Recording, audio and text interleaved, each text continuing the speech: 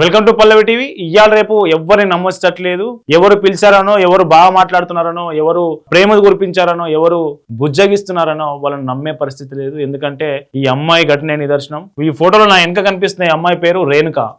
మీద అల్వాలు.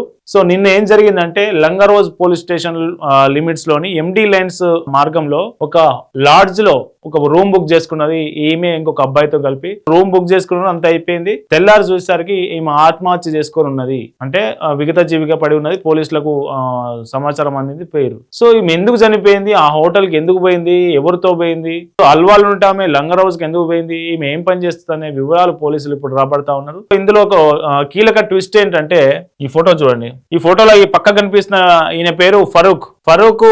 రేణుక అమ్మాయితో పరిచయం పెంచుకున్నాడు. నిన్న హోటల్ బుక్ చేసిరు, వీళ్ళిద్దరి కోసమే హోటల్ బుక్ చేసిరు, లాడ్జ్ లో రూమ్ బుక్ చేసిరు. సో బుక్ చేసుకున్న తర్వాత నేను బయటికి వెళ్ళి మళ్ళీ లోపలికి వచ్చేసరికి ఈమె ఆత్మహత్య చేసుకొని ఉన్నది అని పోలీసులకు ఇచ్చిన సమాచారంలో ఇతను పోలీసులకు ఇచ్చిన వాంగ్మూలంలో స్టేట్మెంట్ లో ఆ వివరాలు చెప్తా ఉన్నాడు. కానీ బాలిక తల్లిదండ్రులు మాత్రం, అంటే యువతి తల్లిదండ్రులు మాత్రం, ఎవరైతే రేణుక తల్లిదండ్రులు ఉన్నారో అల్వాల్లో, వాళ్ళు మాత్రం ఇది ఖచ్చితంగా ఫరూక్ అనే వ్యక్తే మా అమ్మాయిని ట్రాప్ చేసిండు, మా అమ్మాయిని ట్రాప్ చేసే లాడ్జ్కి తీసుకెళ్లి చంపి హత్య చేసి ఇది ఆత్మహత్యగా చిత్రీకరించే ప్రయత్నం చేస్తా ఉన్నారు. దీనిలో ఖచ్చితంగా న్యాయం జరగాలి అని వాళ్ళు డిమాండ్ చేస్తా ఉన్నారు. మొత్తానికి ఇప్పుడు రేణుక డెడ్ బాడీని పోస్ట్ మార్టం కోసం తరలించారు ఆసుపత్రికి. పోస్ట్ మార్టం నివేదిక, అటాప్సీ రిపోర్ట్ వచ్చిన తర్వాత, అట్లాగే ఫోరెన్సిక్ రిపోర్ట్ వచ్చిన తర్వాత అసలు ఏం జరిగింది ఏంటి అనేది వివరాలు బయటపడే అవకాశం ఉంది. ఇప్పుడు మాత్రం ఫరూక్ మీద వాళ్ళు తీవ్ర ఆరోపణలు చేస్తా ఉన్నారు. మళ్ళీ ఫరూక్ మీద కేసులు నమోదు చేసిరా చేయలేదా, ప్రస్తుతం అయితే ఫరూక్ పోలీసుల అదుపులో ఉన్నట్లు తెలుస్తా ఉంది. మొత్తానికి అయితే రేణుక అనే అమ్మాయి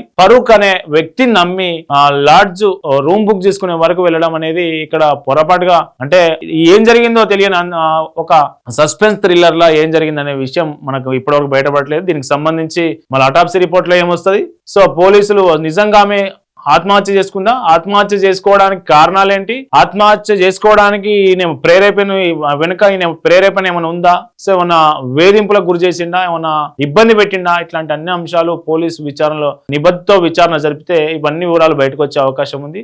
మొత్తానికైతే రేణుక అనే ఒక యువతి ఫరూక్ అనే అబ్బాయిని నమ్మి లాడ్జ్లోకి వెళ్ళినందుకు ఆమె ఆత్మహత్యగా విగత జీవిగా బయటకు వచ్చింది. తల్లిదండ్రులు బోరున ఏడుస్తున్న పరిస్థితి కనిపిస్తా ఉంది.